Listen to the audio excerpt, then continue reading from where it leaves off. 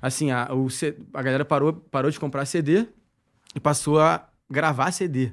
Os caras baixavam as músicas Na minha MP3. escola, assim, em 2001, na minha escola, assim, eu gravava CD pra galera. E aí eu lembro da galera fazendo lista de música num papel e me passando. E eu vendia essas paradas, R$10, assim, eu vendia o CD. Porque a galera, ao invés de comprar o CD que lançava na loja, comprava um CD que eu fazia, que era como se fosse hoje, pra galera mais nova, é uma playlist do Spotify. É isso. Eu fazia playlist do Spotify gravada, tá ligado? E aí, como era meio similar, assim, a tua playlist da dele, tinha várias músicas iguais. Aí eu ficava baixando.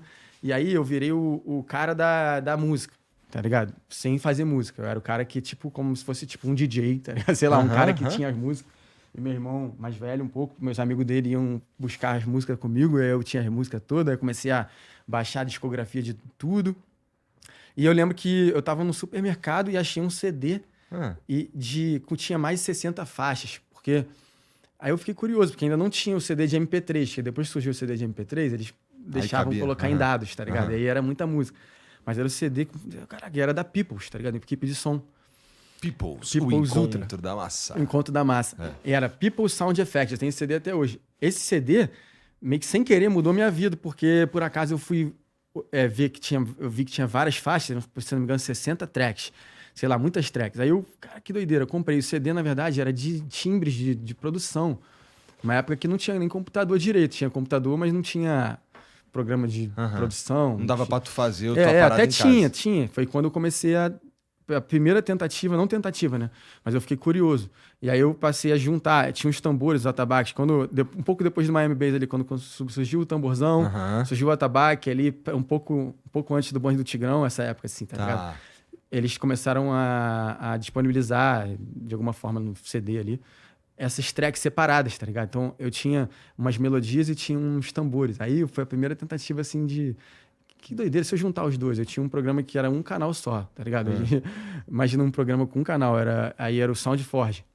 Eu arrastei as paradas, um tambor junto com outra track e processou e virou uma parada. Aí eu dei tipo, dupliquei e comecei a colar, tá ligado? E fiz um beat, assim, quando eu era molequinho, assim, de funk, com um tamborzão, tá ligado? Que aí eu falei, cara, que... Aí, tipo, eu lembro que até um camarada meu até chegou a tentar cantar, mas a parada, assim, ficou muito... Barra de moleque, assim, tinha 13, 14 anos. Como ficar tá incrível também. Mas, assim, foi uma primeira vez parecia que era pra eu ser isso, Mas aí, fugi totalmente dessa parada. 3, 4 anos depois, a cena do rap underground do Rio de Janeiro passou a crescer, assim, dentro daquele nicho, né? E o Black Alien... tu já era amigo dos moleques da Cone Crew. E sim, o Black Alien, quando lançou o álbum dele, tá ligado? 2004, o Shaolin, quando lançou Ruas Vazias, ali foi a época que a gente tava indo muito pra lá, para as batalhas de MC e tal. E os moleques, tá ligado? Eram meus amigos, a gente ia tudo no mesmo ônibus. Nessa época, ali, tipo, a gente saía do Recreio até a Lapa. E aí, cada um vinha de uma área, assim, era a galera de Niterói, que era o Nissin, que era a galera toda que depois veio a ser o Oriente. Era tipo... Tá ligado? Todo mundo, depois de um tempo, passou a se encontrar nos festivais, tá ligado? E a gente era tudo moleque tentando... Vivendo uma cena, assim, fechada mesmo. Tu já era o Papatinho ou tu ainda era o Thiago aí? Não, ali nesse início, tipo, um pouquinho antes não, quando eu fiz meu primeiro beat que eu virei Papatinho. Foi final de 2005, início de 2006 foi meu primeiro beat. Que aí vai fazer 20 anos, tá ligado? Caralho. Que aí eu virei o Papatinho, tá ligado? Porque foi uma parada, assim, eu tava meio que num período da minha vida que eu tava bem perdido, não sabia o que fazer, tá ligado? Perdido, cara, o que eu vou fazer, mano? Caralho, sei o que eu vou fazer, não. Tipo, não tinha nada que eu gostava de fazer. E aí, eu gostava de ir nessa parada. Eu via todos os álbuns, Quinto Andar, eu via muito Quinto Andar, Marechal, de Leve, tá ligado? Todos esses caras. Primeira vez que eu toquei numa MPC na vida, de Leve que me mostrou. Eu fui lá em Niterói, de Leve me mostrou MPC e tal. Isso aqui era uma parada, pra eu ter uma MPC era muito distante, tá ligado? Eu ser um produtor também, virar um produtor. Mas aí os moleques começaram a rimar, meus amigos, né, começaram a rimar. E aí eu queria sempre, eu sabia que eu podia ajudar de alguma forma. Na verdade, o Cert me ligou, né, da Cone Crew. Pô, tô fazendo uma rima, tu ainda mexe naquela parada lá, tá ligado? De computador, de CD, de música, de beat, sei lá, tipo... Eu não, pô, lógico que não, mas... Vamos tentar comprar um beat. Pô, pra comprar um beat em 2006, mano, impossível. Tinha um produtor que eu conhecia que era meu camarada de Niterói, que era o Arthur Moura. Em 2005 isso, na verdade. Final de 2005. E aí, eu lembro que ele cobrou, pô, R$70. Falei, pô, vou tentar arrumar esse dinheiro. O Sérgio falando assim, tipo, falei, pô, vou tentar aqui. Aí eu tentei fazer, eu fiz um beat. Aí, esse dia poderia ter sido o dia que ia mudou a minha vida. Porque assim, mudou o rumo da minha vida. Porque eu fiz um beat que eu usei o mesmo programa que eu usei naquela época, anos atrás. E eu processei uma guitarra junto com uma bateria montada, programada já, tá ligado? E aí eu dupliquei igualzinho, fiz um beat de guitarra e bateria, tá ligado? Bem simples. Só que o Sert começou a rimar em cima. E a gente tinha um amigo comum que ele tocava, que era músico de verdade. A gente não se considerava músico, nem artista, muito menos, né? Aí ele tocava violão e tinha um home studio em casa. Ele gravava os violões e as vozes. A gente, qual é, Bip? Tem como... Bip, o nome dele. Tem como a gente usar aí estúdio aí? Tá ligado? Nunca tinha entrado no estúdio na vida. Esse dia o Sert gravou em cima desse beat, né? Desse beat. E os moleques falaram, tá maneirinho. Já falaram, pô, tá horrível, eu não ia fazer mais. Falei, pô, tá maneirinho, tá ligado? Aí a gente saiu, na época ele gravou um CD, e a gente saiu assim na rua, e tinha um carro de som de um moleque com som. Lembra que os moleques faziam também no Rio? Tinha também. Lembro. Botava um som no carro, na mala. Aí, pô, qual é? Tem como dar play nesse CD aí? Aí, nesse dia que ele deu play nessa parada, que tocou o meu beat assim, e o Sert rimando, eu pensei, caraca, parada tipo... Parada é mágica, maluco. Eu quero fazer isso toda hora, mano. E eu nunca mais parei de fazer beat. Aí eu passei a fazer beat todos os dias. E aí foi quando tu começa a ir, então, nessas batalhas de... Exato. Aí logo depois, um ano depois, cheguei como novato na primeira batalha de beat do Rio de Janeiro, 2008. Caralho. Tinha já uns produtores da cena, assim, né, que estavam participando. Outros até que vieram a ser conhecidos, assim, mas na época também ainda eram underground. Como... vários nomes. E aí eu fui participar e eu era um moleque, assim, mais novo de todos, assim. Aí eu fui e ganhei, tá ligado? Aí, Papatinho, tipo, um nome esquisitaço, assim. Papatinho. Aí, ano seguinte, teve outra. Aí eu ganhei de novo, tá ligado? Eu comecei, tipo, a batalha de beat virou, tipo, uma parada que eu fazia como se um jogo, tá ligado? Eu pegava, botava, sei lá, selecionava uns 10 beats, 15 beats no CD. E aí era tipo um jogo de baralho, tipo um jogo de cartas. O cara jogou uma, O cara jogou uma mais ou menos, eu não vou gastar o meu melhor beat, eu pegava o pior. Aí eu ia eliminando os meus piores beats logo e tentando ganhar as primeiras batalhas e eu fui campeão assim, tá ligado? Em 2010 eu era jurado já das batalhas de beat e a Conicril já era, tá ligado? Já era conhecida na cena, mas isso tudo foi uma caminhada de anos, porque a gente começou na verdade em 2006, tá ligado? E a gente começou no momento de transição, onde o CD não existia mais e não existia o streaming. Então não dava pra ganhar dinheiro com música. Então a gente fazia os CDs, eu lembro que eu fazia os CDs à mão mesmo, tipo, gravava o CD, não era uma novidade, já era uma parada que eu já estava acostumado a gravar CD. Eu lembro que eu comprei 700 CDs printable, que é branco. Aquele que tu consegue e escrever o Ari fez uma logo da Conicril, um carimbo, um carimbo numa gráfica, um carimbo. Aí, então eu pegava e carimbava os CDs e eu fui com o Honeyman no Caju, ali Tô ligado. Tinha uma gráfica lá que fazia as capinhas, a gente fez as capinhas e eu passei a fazer manualmente, assim, um por um. E esses CDs, a gente andava com a gente na mochila e os moleques faziam muito freestyle, né? Eu lembro que o Malmer, ele ficava rimando no ônibus, oferecendo CD. E, na verdade, o que eu tava querendo mesmo é que a galera levasse de graça, assim. Mas ele tentava vender por R$5, R$1. E isso a gente conseguia investir na gente. A gente começou a passar a poder pagar estúdio e fazer as paradinhas e a gente começou a gravar as músicas. Tu tinha o que de equipamento nessa época aí? Teu PCzinho? Na época ainda era um PC. E na época era só um PC bem ruim, assim, não tinha monitor era tipo meio ruim, tá ligado? Mas funcionava para o que a gente estava precisando, querendo ali, tá ligado?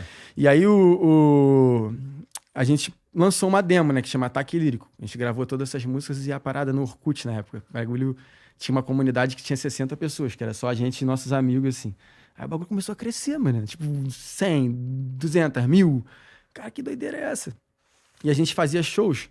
E ainda muito difícil de distribuir a própria música, que nem não tu dava, falou, né? Não dava. Sabe como é que a galera passava pro outro? O MSN.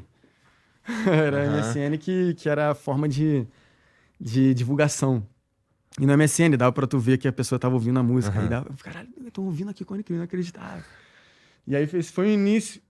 A gente fazia uns shows locais, assim, Caxias, Lona Jacarepaguá, tá ligado? E esses shows locais ajudaram também a gente a propagar nosso som. E eu era um moleque que era eu vendia o show, tá ligado? Eu fazia tudo. Eu editava vídeo, filmava, E eu não tocava no show, tá ligado? Porque eu não tinha espaço ali, não tinha por que eu estar no show, porque eu não era DJ. Aham. Sabe uma água? É bem. Caralho, moleque. Essa época daí era muito difícil mesmo, porque assim, pra tu estourar na música nessa época, tu tinha que. Tu tinha que ir na TV. E pra ir na TV, tu tinha que tocar Ou no na rádio. É, não dá. É. Era tipo uma cena, uma novidade, assim, você... E a gente começou a fazer esses shows, assim, tipo, pelo Rio de Janeiro, e explanar nosso som, e, cara, Como é que eram esses shows aí? Tu falou que tu não subia, porque tu não era DJ nem nada. então, é engraçado, a gente fez um show na América, no Clube da América, Aham. era na Tijuca, que era uma festa fantasia, se não me engano. E eu mesmo fui pegar o cachê, nosso primeiro cachê, R$ 300. E nós éramos 6, né? Somos 6, né? Quando o diretor são 6. Aí foi, tipo, R$ 50 pra cada um. Aí, tipo, eu nem acreditava que eu tava ganhando dinheiro, porque eu não queria... Eu queria divulgar o som, eu não queria... Eu não achava que eu tinha que ganhar por aquilo, tá ligado? Entendi. E em casa, assim, eu nem falava que eu tava indo fazer essas paradas, tá ligado? Tinha até meio que vergonha, assim, que a parada tá começando a ficar séria, tá ligado? E aí teve uma vez, em 2009, que ia ter um show do... Cara, qual é o nome daquele artista? Beautiful Girl, que cantava? Sean Kingston. Sean Kingston, é. Ele ia tocar em Porto Alegre. E a Cone Crew passou a virar uma parada underground ali, entre a galerinha, e começou a internet espanar, né? Ia ter show desse cara, no auge dele, em Porto Alegre. Uma agência lá ia fazer esse show, e caiu o show. E os caras, em última hora, meio que pra fazer uma piada da parada, então vamos botar a Cone Crew no lugar do Sean Kingston. Tipo assim, o bagulho foi meio piada, assim, hoje eu consigo ver. E eu mesmo vendi o show, só que no início ali no Rio de Janeiro, eu percebi que eu não conseguia vender um show, porque eu queria ir no show. Eu lembro em ocasiões que a gente estava na Lapa e eu andava com CD de bases, aí eu chegava e falava, qual é? Qual é, tia? Deixa eu botar esse CD aí no karaokê, os moleques começavam a cantar assim, sabe? Caraca, esse cara aí, cara. Tipo, cara, que doideira é essa? E aí, então, pô, como é que eu ia vender isso? A gente queria divulgar a parada. E aí eu criei um personagem no e-mail, que é uma parada pra quem é fã da Cone Crew até conhece, que é o Nunes, que é por causa do Flamengo, tá ligado? Eu criei o Nunes Antunes. O Nunes é o atacante dos anos 80, né? Do Mundial, e o Antunes é o sobrenome do Zico. Aí eu criei um e-mail e eu vendi um monte de show. E pra eu aprender a vender show, foi engraçado, porque eu não sabia como vender show. Então eu mandei um e-mail, peço até desculpa pra algum artista aí que recebeu esse e-mail meu, assim, tipo... Olá, gostaria de contratar o show de alguns artistas, assim. E, na verdade... Tava estourado nessa época aí? O Naldo tava estourado nessa época aí? Um pouquinho depois, o Naldo estourou no pop, sinistramente, assim. Eu não lembro pra quem eu mandei os e-mails, assim. Mas eu mandei uns e-mails. E eu copiei a resposta. Aí eu peguei essa resposta, virou um modelo. Ah, ok, para quantas pessoas? A casa suporta sei lá o quê? O Raider, nem sabia que existia essa palavra. O Raider, nosso Raider, tá ligado? Sei lá quantas águas e sei lá o que. Tipo, copiei o formato e passei a oferecer, porque já tava virando um burburinho na internet. Então já tava começando a aparecer os e-mails. Então eu vendi esse show através do Nunes, a gente foi para Porto Alegre. Quando a gente chegou Através do Nunes. Através do Nunes. Eu, né? Quando a gente chegou no aeroporto, tinha um monte de fã no aeroporto com um cone na mão, assim, inacreditável. Que isso, que doideira. Foi onde saiu a Sem a Planta, que é um dos hits da Cone Crew. Que eu lembro do Ari tocou no violão, os moleques fizeram freestyle. E aí fui vendo que a parada começou a ficar séria. Curitiba também recebeu a gente muito bem. Até antes de São Paulo e Rio, a gente meio que deu uma estouradinha no Sul. Aí o Rio abraçou, aí começou a fazer muito show no Rio. E, na verdade, nessa época eu já tinha achado meu lugar no palco. Mas um pouco antes, como eu falei, que eu não tinha lugar. Eu ficava aqui, eu ia do lado... Show em Petrópolis. Aí a gente fazia show em Petrópolis. Eu chegava com o CD de base, entregava pro DJ e falei, qual é? A faixa 7, 5, fazia uma lista assim... Bota 7, depois a 5, depois a 12, depois a 14, depois sei lá o quê. Aí pra ele. Aí eu ia ficar ouvindo o som pra ver se tava bom, não tinha técnica de som. Aí eu via, chegava lá no cara da mesa, qual é? Aumenta a voz do Honeymoney, aumenta a voz do Honeymoney. Aí chegava pro contratante depois, se tivesse cachê, eu pegava o cachê e eu filmava com a câmerazinha handcam. Então era tipo um faz tudo, mas aí os moleques começaram a viver uma parada que eu queria estar lá com eles, tá ligado? Falei, caralho, moleque... E eu era um produtor. E na minha época, eu não lembro de um produtor ser artista, tá ligado? Então, tipo, eu queria também ser um artista, tá ligado? Porque eu queria viver isso com eles. Porque os moleques estavam ali no palco, era maneirão. E eu ficava ali no público, filmando, lá até som. E aí, foi quando eu busquei, no funk, né? O funk, o DJ trabalha com MPC.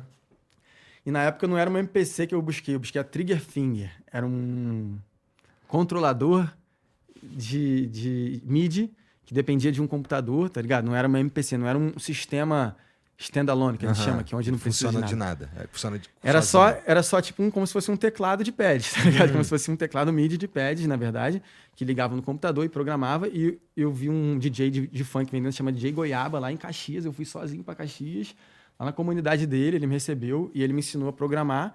E eu passei a adaptar as minhas ideias de samples, né? Porque eu comecei sampleando pra caramba, porque como eu sou autodidata e não sabia nenhuma nota musical, eu usava samples. E através por acaso, de ter descoberto que eu tenho um certo feeling, um ouvido, eu passei a tipo, caraca, e se eu pegar essa música aqui e cortar esse pedaço e tal, e esse aqui, e juntar, e comecei a programar as baterias na Trigger Finger e levar pro show. E aí no show eu tinha um momento live, tá ligado? E esse momento ao vivo me fez virar um artista, tá ligado? Produtor artista, que eu fazia muito freestyle, improvisar na MPC, e eles faziam muito freestyle de rima. Então o nosso show, cada show era diferente do outro, tá ligado? Porque eles ficavam falando da parada que tá acontecendo no momento e eu fazendo beat na hora, e eles rimando na hora. Então, tipo, eu passei a ter um protagonismo. Chegava nas entrevistas, eu que falava, porque os moleques sempre foram muito doidos, tá ligado? E aí eles ficavam zoando tudo, fazia parte, quando eu sempre fui mó doideira, mas eu queria falar, não, a gente tá fazendo um álbum, a gente tá, não. Aí eu passei a falar, então eu fui ganhando um certo protagonismo, mesmo sendo um produtor, isso foi muito maneiro, porque, tipo, abriu portas, de certa forma, pra cena dos produtores de hoje, a caminhada que eu tive anos atrás, pra brigar pelo meu espaço, mesmo sendo um produtor. Mas Hoje tem uns produtores que conseguem Hoje tem diversos produtores artistas. Hoje as músicas são lançadas no Spotify.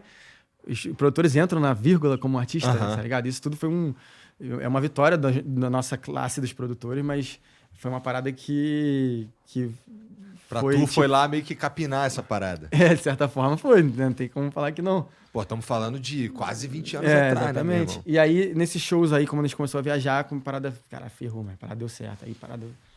E aí, irmão, a gente não... Como eu falei, a gente tá um momento de transição aí na música que não vendia CD.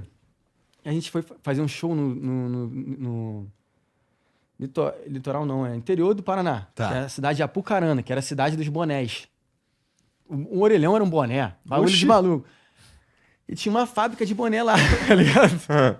E a gente queria fazer o boné da Cone Crew, né? E, cara, o boné da Cone Crew foi uma parada que foi muito sinistra, assim.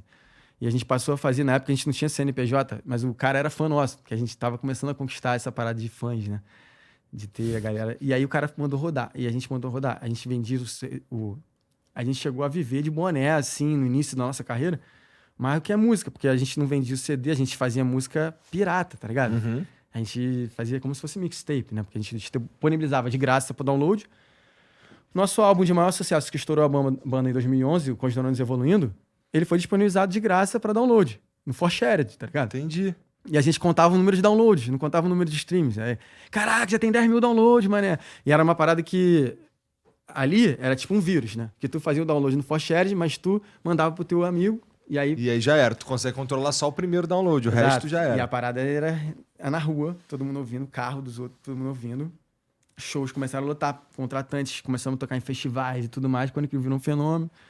E aí, MTV abraçou a gente, MTV descobriu a gente, eu fazia os vlogs, né? Eu também editava os vlogs, os vídeos, era mó doideira. Por que era mó doideira? Porque deve ter uma porrada de coisa que tu nunca pôde pôr no mundo, né, cara? Não, a gente tem uma pasta lá de vídeos proibidos da Cone Crew que jamais vão ser vistos.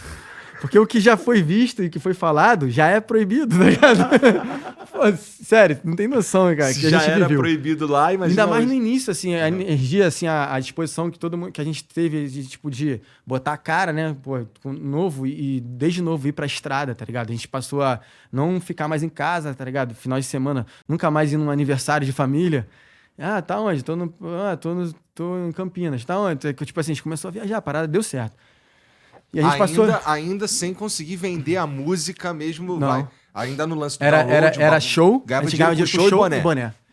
Show, boné, camisa, tá ligado? A gente fez uma loja, a loja vendia muito. O boné, não tinha como tu ir pra rua em 2013, 13, e não ver um boné da Cone Crew na cabeça de alguém. O cara não sabia às vezes nem o que era Cone Crew a banda, mas o cara tava usando o boné. Era impressionante essa parada. Tá ligado? Então, tipo, isso foi graças à nossa disposição ali de fazer a parada acontecer. E a gente, de certa forma, abriu portas pra uma cena que iria vir, tá ligado? A cena do rap de hoje, assim, vários dos moleques eram fãs da Cone Crew, tá ligado? Tipo, se Tudo tu conversar chegou, com o Matuê, ele vai falar, pô, sei de qual, toda a música, sei lá qual música, fui no show tal. Eu lembro que o Whindersson Nunes, do nada, falou, pô, fui no show de vocês lá em Fortaleza, acho que ele é de Fortaleza, né? Não lembro, mas assim, enfim, tá ligado? Toda essa galera, o TZ da Coronel, recentemente, pô, tinha o boné falsificado, porque tinha o boné da falsificado também. O meu era falsificadão, tinha um Tu cone que ficava começava puto aqui. dos caras usar o falsificado? Não, foi no primeiro impacto, eu lembro que a gente chegou a fazer um show assim fora do estado, que eu vi uma banca falsificada, foi meio que um choque, porque a gente levava nossos bonés. E quando a gente fazia uns shows assim no Rio de Janeiro, e aí, chegou um momento que foi até engraçado, cada um levava uma caixa de boné. Daí, tu vendeu quantos? Eu vendi 10, eu vendi 12, era engraçado. E a gente competia entre si quem vendia mais boné. E a gente voltava com um bolinho de dinheiro, várias notas de R$1, $2. Tipo assim, um bolinho de dinheiro amassado, tá ligado? Que era o dinheiro das vendas, tá ligado? E assim, aí a gente começou a ver todo mundo vendendo nosso boné nos lugares que a gente ia vender, ia fazer show. E aí já era. Cara, foi tipo... O camelô dominou, assim. Uruguaiana, não só Rio de Janeiro, Brasil todo. Eu lembro que a gente foi pra, sei lá, Mato Grosso do Sul... pegamos uma van pra uma cidade por dentro, paramos tipo um Graal, boné falsificado no Graal, essas paradas. Manaus, Acre, a gente foi pro Brasil todo e todo lugar tinha o boné e a maioria era falsificado. E a gente chegou a negar licenciamento de marcas gigantes. Tipo, New Era chegou, pô, a gente quer licenciar o seu boné. Negou por quê? A gente negou. A gente negou gravadora, negamos managers, empresários, a gente era totalmente independente. Que a gente conseguiu fazer acontecer independente, a gente não queria, a gente vendia boné, por que você tá... Hoje eu vejo que talvez tivesse sido bom a gente ter licenciado com a New Era, tá ligado? A New Era ia distribuir pro Brasil todo. Mas, pô, muito novo e na maior correria, o bagulho dando certo no Os auge. caras ofereciam royalties pra gente de uma porcentagem que a gente tem 100%, pra que a gente vai querer? Mas, sabe, era uma parada que realmente podia dar ser um próximo passo pra gente, mas a gente sempre foi muito assim... Guerrilha. Guerrilha, exatamente.